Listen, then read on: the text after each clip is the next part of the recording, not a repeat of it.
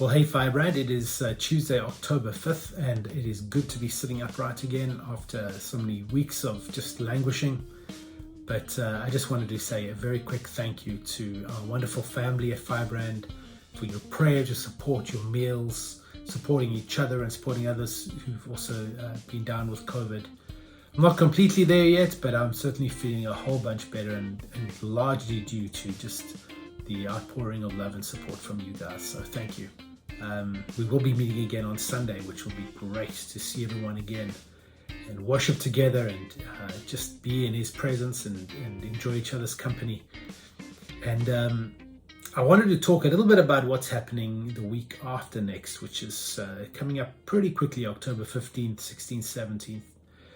And I've been in Romans chapter 8 for quite some time, and it's a wonderful chapter, very pivotal in the book of Romans. And I've been looking at Romans and trying to kind of assess where we are as a church. How do we fit in with the scriptures? And you know, if you've been around Firebrand long enough, you realize that Firebrand is not your kind of average neighborhood kind of pastoral focused church. I think there's a couple of ways of believing and of being. And I look at our culture around us, and I think there's a lot of people who live their Christian life around their belief. And Christians are those who believe a certain thing, and it doesn't really matter what you do and how you go about it, and your family structure and your individual way of living is very much up to you. But as long as you believe these certain things, right? And that's fine. But biblically, I don't see that same separation between life and living and our belief. And it bothers me. And I ask God, how are we doing? How are we doing as a church? Romans 8 speaks about a lifestyle of Christianity, living. Romans 8 speaks about suffering as a lifestyle. It speaks about being helped in our weaknesses, not living in this perpetual worldly strength or provision always. It speaks about facing death all day long. Paul quotes Psalm 44 and he says, "For your sake, my friends, my Roman church, I am facing death all day long." And Paul's audience were believers just like us, but they're living such a vastly different life that seems so very foreign to us. I believe you can, if you want to, you can rely on just your belief and still live a Christian life. Don't change anything. Don't do anything self-sacrifice. Just avoid as much suffering as you possibly can. You know, the normal Western way of living. I think it's getting harder and harder to live like that. I think the pressure is mounting because there needs to be those who sacrifice their lives for the sake of the kingdom in order to change the world. And if too many of us believers just keep living the cushy Christian life, we don't do those change things that make society actually force to change. And so it's getting harder and harder to live like that until someone is being raised up. Some group, some people are being raised up to take on this challenge of not just belief, but of lifestyle. You can embrace a life of sacrifice. You yourself can face death all day long for the sake of others, not just for the sake of suffering, not just for the sake of having a miserable life. Nobody's looking for that, but for the sake of others, for the sake of the kingdom.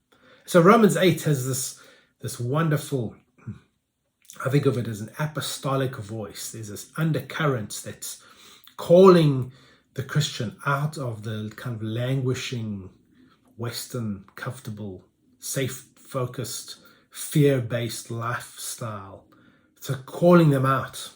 It's going deeper than just kind of being pastored or being a pastoral-focused kind of community where we all just care for each other. That's wonderful. I've benefited from that enormously the last 2 weeks. But I want to tell you that there is more. There is a calling into things greater than ourselves, greater than our community, greater than our own personal goals and visions for our lives.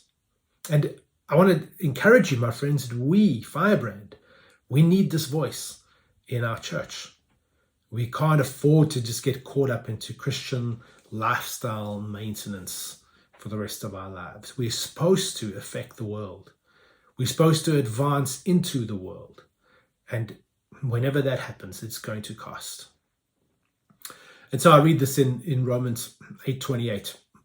And we know that for those who love God, all things work together for good.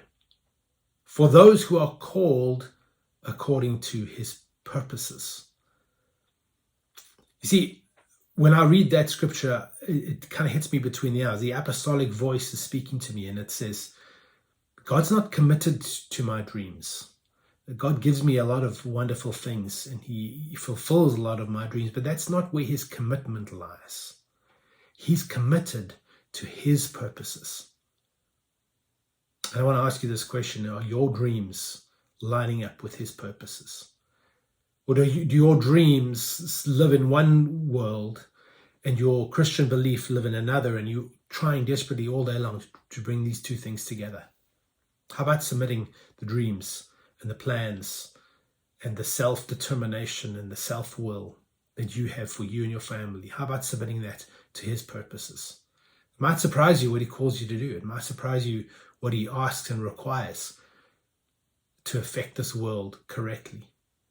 It's a huge sacrifice. Now, I'm saying all of this, I'm reading the scripture to remind you about what's coming up in October 15th, 16th, and 17th. We have Tyrone and Joel Daniel with us. Tyrone leads our global partnership team, NCMI. You can find out more about NCMI at ncmi.net. And this is a team that I've been involved in since the early 80s. My family joined Cornerstone in 1983. And we watched this team come together. We watched God move with them across the world. I watched people sacrifice enormous amounts and see huge amounts of fruitfulness. I myself have been involved in ministry up through East Africa through this team. And I really, really believe in this process. It's not a perfect team, but it's a team that we're partnering with. And so Tyrone is going to be with us. Tyrone has this wonderfully unique perspective as the team leader of what God's doing across the globe, what he's busy with, what his purposes are that he is committed to in our day and age. And I just want to encourage you, my friends, to be with us that weekend, 15th, 16th, 17th October. We'll start off on the Friday evening with our young people. If you are a young adult, I really, really want to encourage you to be there. Joel's going to be talking a little bit about his perspective as a member of this team about what's going on in this great big world of ours. And then Saturday evening, we're going to have a get-together at the Lahanas. I don't know yet whether it'll be a barbecue or a potluck, something along those lines. We'll let you know details on Sunday. But come and join us. This is an open platform for you to have some time with Tyrone and Joel, catch some of the bigger picture vision of what God's doing with this team. And then Sunday morning again on the 17th. I want to encourage you again, friends, this is a global partnership of what we are called to be part of, and something that'll really awaken us and open our eyes to what God is busy doing and get us out of this kind of small thinking, shaking off our little anxieties of our life.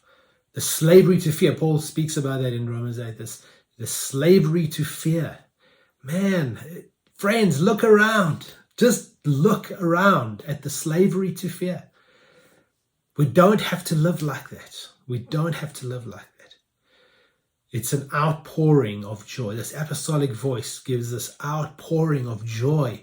The fact that God is winning and continues to win all over the world. And that we can be part of it.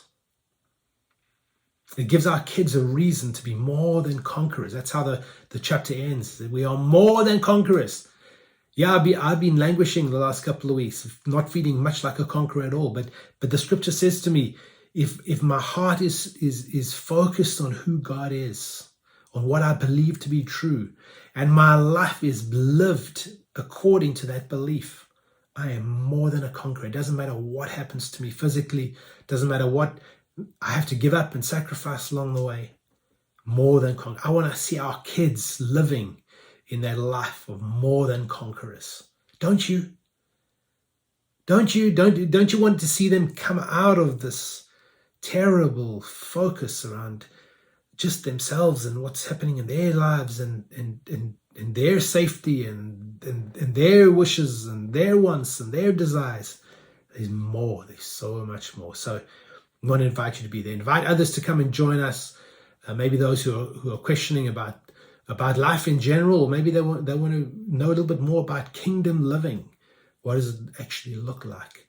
Invite them to come along on the 17th, Sunday morning, the 17th. We live according to his purposes, not according to our own. And so just want to encourage you to be there. And again, thank you for your wonderful love and support of us throughout kind of difficult time. And we are on the mend, and we are so looking forward to seeing you again on Sunday. And I hope that you have a wonderful week full of God's joy and full of God's presence. And we'll see you on Sunday.